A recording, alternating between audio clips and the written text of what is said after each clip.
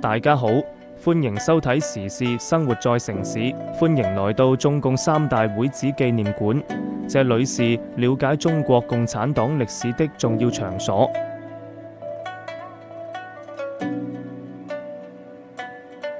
中共三大會址紀念館位於廣州市，是中國共產黨第3次全國代表大會的舉辦地。紀念館的紅色外牆象徵住革命精神。中國共產黨成立於1921年，致力於推動中國的社會主義革命和建設。紀念館內展示了大量珍貴的歷史照片和文物，讓我們一起回顧這段光輝歷程。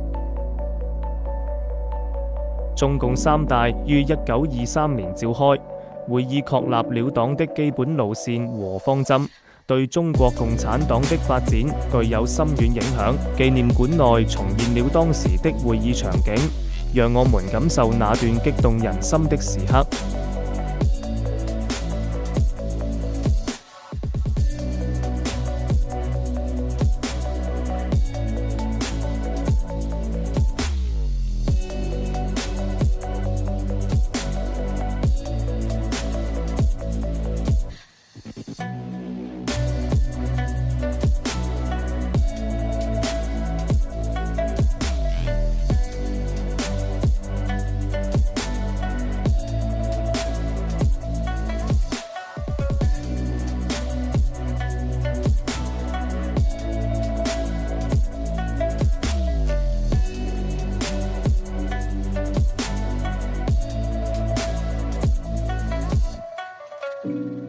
紀念館的設計融合了現代與傳統元素，紅色外牆象徵住革命精神，內部設計則展現了中國共產黨的光輝歷程。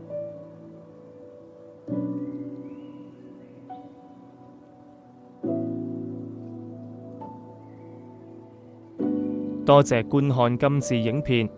希望你能夠通過這段影片更深入了解中國共產黨的歷史和中共三大的重要資訊。歡迎你親自來到中共三大會址紀念館，感受這段光輝歷程。下一條片再見，拜拜。